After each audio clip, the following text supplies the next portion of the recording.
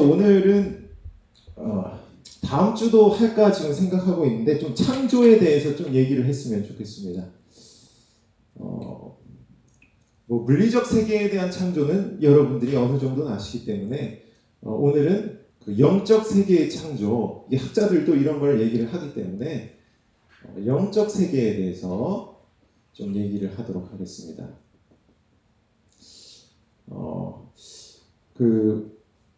여러분들이 창세기 1, 2장을 보면 어떻게 온 세상이 창조됐는지에 대한 내용들이 나와 있잖아요.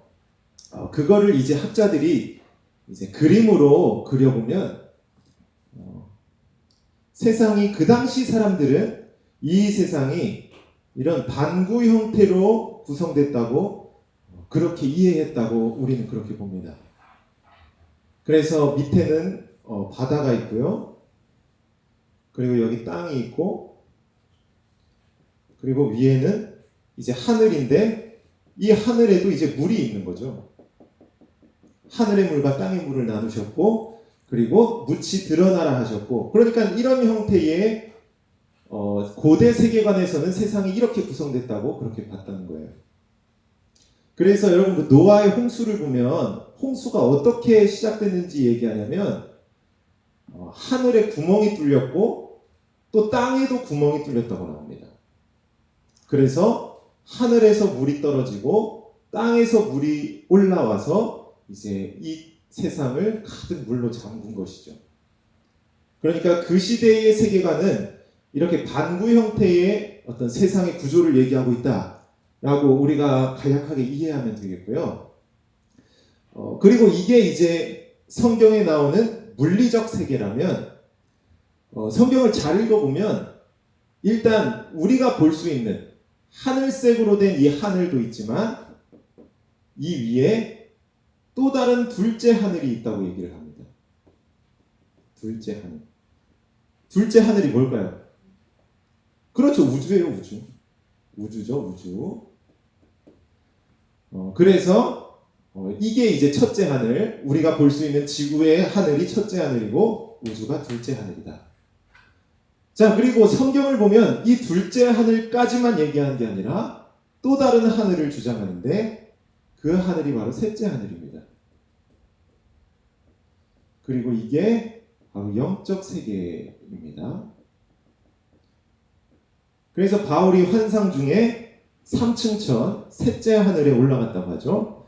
그게 이제 지구의 하늘, 그리고 우주, 그 다음에 이 영적 세계를 얘기를 하는 겁니다. 자, 그래서 우리는 성경에 근거해서 지구와 우주뿐만 아니라 영적 세계도 있다는 걸 우리가 믿는다는 거예요. 그러니까 이 세상의 과학으로는 우주까지밖에 알 수는 없지만 그러나 우리가 성경에 근거한다면 우리는 이 영적 세계가 있다는 것을 우리는 믿어야 한다는 거예요. 그래서 예수님이 기도하실 때 주기도문 알잖아요. 주기도문. 주기도에서 하늘에 계신 우리 아버지여, 이 하늘도 아니고 이 하늘도 아니고 바로 이 영적 세계에 계신 하늘 아버지께 구한 거죠. 그리고 예수님이 승천하실 때도 하늘로 승천하셨는데 그 하늘이 지구의 하늘과 우주의 하늘을 거쳐서 영적 세계까지 올라가셨다라고 우리가 그렇게 이해를 해야 한다는 겁니다. 그래서 성경에서 하늘이라고 얘기할 때 이 셋째 하늘인 영적 세계를 많이 얘기하고 있다라는 걸 우리가 좀 기억해 주시면 좋겠어요. 자, 그래서 이제 영적 세계에 대해서 우리가 좀 세세하게 얘기를 할 텐데 성경에 보면 사실 영적 세계를 그렇게 자세하게 얘기하고 있지는 않습니다. 그러니까 영적 세계에도 동물이 있는지 나무가 있는지 이런 얘기는 세세하게 나오진 않는다는 거예요. 하지만 영적 세계를 얘기할 때 한 가지는 분명하게 얘기하는 게 있습니다. 그게 뭐냐면 바로 우리가 잘 아는 천사입니다. 천사. 천사에 대해서 분명히 얘기를 합니다. 자, 그래서 이제 오늘 내용은 이제 주로 천사에 대해서 얘기를 할 거예요. 애들도 좀 천사는 관심이 있을 텐데, 자, 천사를 우리가 성경에 근거하면 크게 세 가지로 특징을 잡습니다. 그래서 첫 번째는 피조물이라는 거예요. 피조물이라는 겁니다. 피조물이 무슨 말인지 알아요? 피조물? 주성이. 만들어졌다는 거예요. 만들어졌다는 거. 영원한 존재가 아니라 하나님이 만든 존재가 천사라는 거예요. 이게 생각보다 중요합니다. 왜냐하면 중세시대의 피조물을 예배하려는 그런 이제 무리들이 있었기 때문에 천사 숭배하는 사람들이 있었습니다. 천사를 대상으로 예배하는 거죠. 막 천사에게 기도하고. 그런데 이거는 잘못됐다는 거예요. 왜냐하면 천사는 피조물이기 때문입니다. 만들어진 것은 어떤 것도 예배해서는 안 됩니다. 우리는 오직 하나님만을 예배해야 한다는 거예요. 자, 그래서 천사는 만들어진 존재이기 때문에 결단코 숭배의 대상이 될 수 없다는 거, 이걸 반드시 기억해야 되고요. 그리고 두 번째 특징은 영적 존재라고 얘기를 합니다. 영적 존재. 히브리서의 영적 존재라고 얘기를 하죠. 자, 그래서 영적 존재이기 때문에 천사는 자, 결혼을 할까요, 안 할까요? 그래요. 결혼하지 않습니다. 오늘날 이단 중에 이제 천사랑 결혼했다고 얘기하는 이단이 있어요.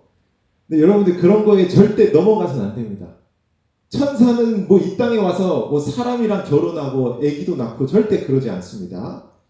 성경적 근거도 없고 천사는 영적 세계에 존재하는 그러한 생명체이기 때문에 어떤 사람과 결혼하거나 어떤 물리적 세계에서 뭔가를 한다라고 생각해서는 안 되고요. 자, 그리고 세 번째가 뭐냐면 천사는 선하고 도덕적인 존재라는 겁니다. 쉽게 말하면 천사는 착하다는 거예요. 그러니까 기본적으로 천사가 이 땅에 와서 막 사람을 괴롭히거나 막 주성이한테 욕을 하거나 그러진 않는다는 거예요. 천사는 언제나 하나님의 부르심을 받아서 이 땅에 오기 때문에 선하고 도덕적인 일들만 한다는 것이죠. 이 땅에 와서 하나님의 심부름꾼으로서 그 일을 한다는 거예요. 자, 그래서 천사는 선하고 도덕적인데, 자, 성경을 잘 보면 악하고 간사한 천사가 있습니다. 그러니까 같은 천사예요. 피조물이고 영적 존재인데 3번만 다른 거예요. 악하고 간사해요.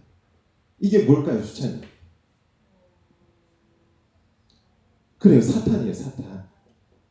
보통 사탄을 이제 우리는 타락한 천사라고 그렇게 봅니다. 유다서에 보면 천사가 자기 초소를 떠났다고 얘기를 하는데 그 내용을 일반적으로 이제 사탄이라고 얘기를 해요.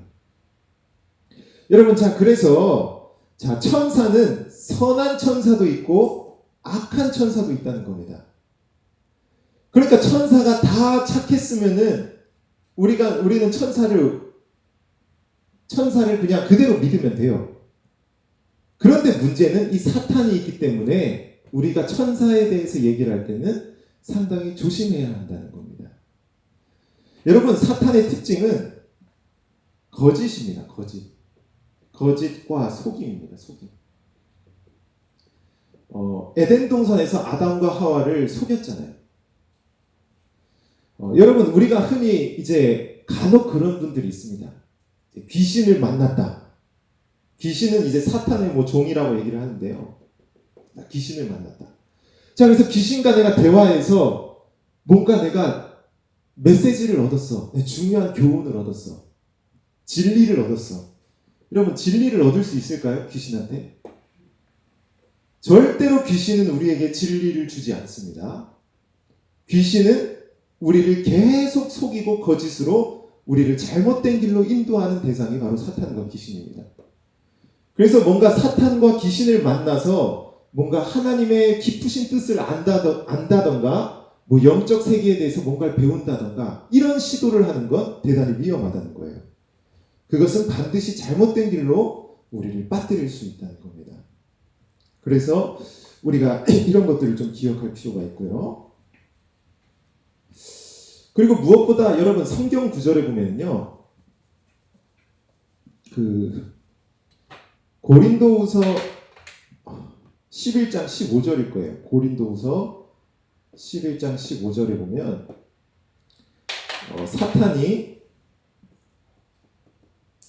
사탄이 자기를 광명한 천사로 뭐죠? 위장한다고 하나? 아마 맞을 겁니다. 비슷합니다. 자신을 광명한 천사로 이제 위장한다 뭐 그런 막 구절이 있을 거예요. 가장입니다. 가장. 그렇죠. 가장. 자, 그러니까 뭔 말이냐면 사탄이 자기를 이제 뭐라고 합니까? 그렇죠. 위장이죠. 위장. 자기를 이제 겉모습만 쫙 바꾸는 거예요. 천사처럼 나타나서. 그래서 어느 날 주성이가 집에 있는데 막 날개 달린 천사가 딱 나타난 거예요. 나 하나님께서 보낸 천사야. 너 이제 내 말 들어. 이런 식으로 사탄이 위장을 해서 우리에게 나타날 수 있다는 겁니다. 성경이 이걸 분명히 경고하고 있어요. 그래서 우리가 천사에 대해서 얘기할 때 조심해야 하는 이유가 여기에 있다는 거예요. 여러분, 오늘날 이단 중에 안식교라고 있습니다. 다 들어보셨죠? 예수재림 안식교라고.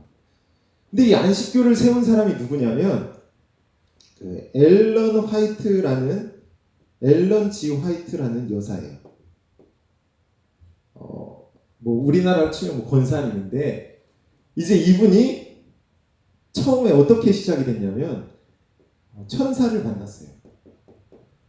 어느 날 뭐 이렇게 환상을 봤는데 자기한테 천사가 나타났다는 거예요. 그래서 이제 천사랑 막 동행을 하면서 천사에게 하나님의 신비한 뜻을 막 배웠다는 거예요. 그래서 안식교는 성경도 중요하지만 여기에 이 화이트 여사가 받은 화이트의 글도 성경과 동등하게 똑같이 취급을 합니다. 그래서 이단인 거예요. 성경만 믿는 게 아니라 이 화이트 여사가 천사한테 배운 그 내용도 믿는다는 거예요. 그래서 이 내용에 뭐가 있냐면 주일날 예배하지 말고 토요일날 예배해라. 안식일이니까. 이제 이런 내용이 있는 거예요. 그리고 여러분 성경에 에녹 아시죠? 에녹이 승천했잖아요. 근데 에녹이 어디가 있냐면 뭐 목성에 있다. 뭐 이런 내용이 있습니다. 그리고 뭐 가인에 대해서 뭐 성경에 안 나온 막 숨겨진 이야기도 말하고, 그러니까 여러 가지 이상한 얘기를 해서 이제 이단에 결국 빠지게 된 거예요. 안식교라는 이상한 교단이 생기게 된 거죠.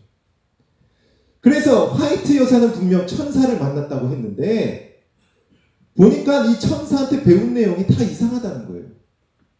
그래서 우리는 이게 진짜 천사인지 아니면 사탄인지 우리가 이거를 잘 분별해야 한다는 겁니다. 천사를 만났다고 얘기하는 사람들을 우리가 마주하게 됐을 때 이런 걸 진짜 조심해야 한다는 거예요. 자, 이단 얘기 하나만 더 하겠습니다. 저도 이거 최근에 이제 종교와 진리라는 잡지에서 본 이단인데요. 우리나라에 이제 최근에 생긴 어떤 작은 교회 목사님인데 그 목사님이 큰날 재림교회, 그냥 말하겠습니다. 뭐 이단이니까. 큰날 재림교회라는 작은 교회가 있어요. 근데 이제 이 교회의 목사님이 뭘 얘기하냐면 역시 나도 천사를 만났다는 거예요. 천사가 왔대요. 코로나 때문에 지금 세상이 난장판인데 이때 이제 천사가 딱 왔대요. 그래서 천사가 뭐라고 했냐면 야, 지금 코로나는 대환란이고 예수님 이제 올 때 다 됐어. 예수님 언제 오시냐면 2030년 4월 18일인가 이때 오신다고 이제 얘기를 한 거예요. 이걸 이제 시한부 종말론이라고 얘기를 합니다. 과거에 이런 이단들이 상당히 많았죠. 그러니까 성경에는 날짜 안 나와요. 예수님 다시 오신 날.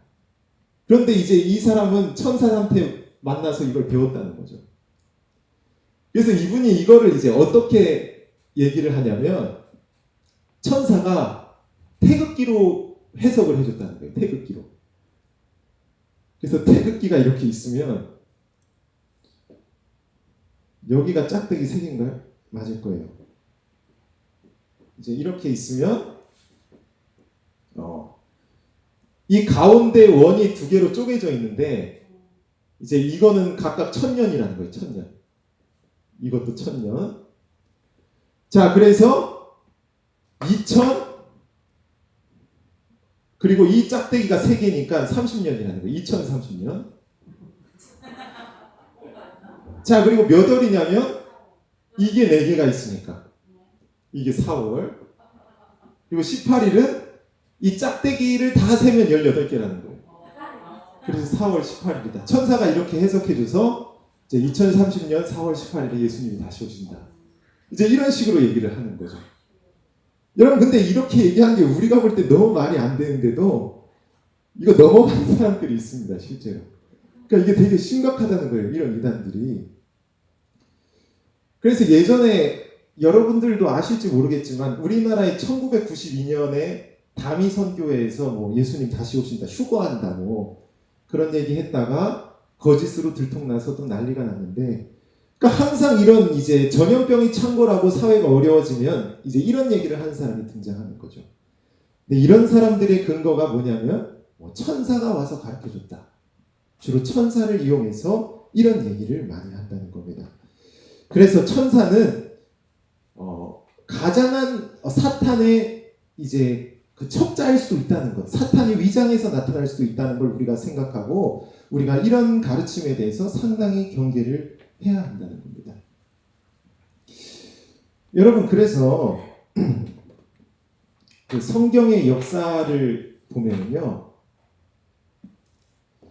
창세기부터 요한계시록까지 이때까지는 우리가 성경을 보면 알지만 천사들이 가끔씩 땅으로 내려왔다는 거예요. 천사들이. 그리고 내려와서 뭘 줬냐면 하나님의 말씀을 갖다 줬어요. 실제로 성경에 보면. 그러니까 다니엘도 천사에게 하나님의 말씀을 들었고, 또 요한계시록에도 보면 요한이 천사에게 말씀을 들었다는 거죠. 여러분, 그러나 이 성경 시대는 계시가 계속되는 시대입니다. 계속되는 시대. 그러니까 성경 시대는 하나님이 말씀을 주시는 시대라는 거예요. 새로운 말씀을. 그러니까 창세기가 써질 때 뭐 출애굽기 계시를 주셔서 또 출애굽기도 나오고 레위기도 나오고 이렇게 계시를 주시는 시대라는 겁니다. 그런데 요한계시록이 써지면서 계시가 완성이 된 겁니다. 여러분, 요한계시록 마지막에 보면 이 두루마리에 더하거나 추가하는 자는 저주를 받을지어다라고 얘기합니다. 더 이상 새로운 계시는 없고 이 계시로 완성이 됐다고 얘기를 하는 거죠. 여러분, 그래서 요한계시록 이후의 시대, 우리가 보통 신약시대라고 하는 이 시대는 물론 천사가 나타날 수 있습니다. 그러나 나타난다고 해도 천사가 새로운 말씀을 가져오지는 않는다는 거예요. 새로운 말씀을 가져와서 성경을 66권인데 67권으로 만들어. 이렇게 하면 이단이라는 겁니다. 그래서 우리가 오늘날 어떤 우리에게 막 새로운 가르침을 주려 하는 사람들, 어떤 새로운 신앙생활, 새로운 하나님의 계획, 뭐 막 내년에 예루살렘에 가서 우리가 예배하라는 하나님의 말씀을 들었어요. 막 이런 얘기를 할 때 그런 것들에 대해서 우리가 조심해야 할 것이, 우리는 이미 완성된 하나님의 말씀 성경이 있는데 새로운 말씀을 갖다 주는 사람에 대해서 우리는 조심해야 한다는 거죠. 분명히 계시록에서 더하거나 빼지 말라는 말씀이 있기 때문이에요. 그렇기 때문에 우리는 이런 새로운 말씀에 대해서 항상 경계하는 태도를 가져야 되는 거예요. 웨스트민스터 신앙고백서에도 보면 모든 영은 반드시 성경으로 분별하라고 나와 있습니다. 그러니까 어떤 영적인 존재가 나타났을 때 그 영적인 존재가 성경과 다른 내용을 가르친다든가 성경과 틀린 말을 하면요, 그 영은 잘못된 영이라는 거예요.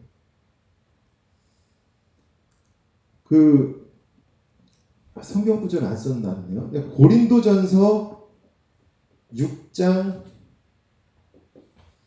3절인가요? 6장 3절에 보면 바울 사도가 뭐라고 하냐면요. 너희가 천사를 판단한다고 나옵니다. 여러분, 만약 우리가 천사가 나타났는데 천사가 성경 말씀과 다른 말을 해요. 여러분, 그럼 그때 어떻게 해야 하냐면 그 천사를 혼내야 됩니다. 우리는 천사라고 해서 무조건 천사가 우리보다 높고 더 신성한 존재라고 생각해요. 여러분, 그러나 어떤 영적 존재라 할지라도 하나님의 말씀보다 위에 있는 존재는 없습니다. 아무리 천사라 할지라도 그가 성경과 다른 얘기를 하고 있다면 그는 판단을 받고 혼내고 심판을 받아야 한다는 거예요. 그래서 우리가 오늘날 천사를 가장해서 수많은 이단과 유혹들이 이렇게 우리 주위에 나타날 수 있는데, 우리가 항상 기억해야 할 것은 우리가 예수님 다시 오실 때까지 우리 신앙의 유일한 기준은 오직 성경밖에 없다는 걸 우리가 기억해야 한다는 거예요. 그러니까 뭐 천사가 나타나고 우리가 또한 새로운 체험을 할 수 있습니다. 그러나 이 성경을 벗어나도록 유도하는 그러한 영들이 우리에게 다가온다면 그 영이 아무리 우리를 기분 좋게 하고 아무리 유익을 준다 해도 그 영은 우리가 멀리하고 또한 책망해야 하는 영이라는 거예요. 반드시 성경의 범주 안에 우리는 머물러 있어야 한다는 겁니다. 여러분들이 이걸 잘 기억하시고 영적 세계, 특히 천사에 대해서, 천사는 우리가 예배할 대상도 아니고 하나님의 피조물이라는 것, 그리고 무엇보다 우리는 성경을 중심으로 모든 걸 판단해야 한다는 걸 여러분들이 잘 기억하시기 바라겠습니다.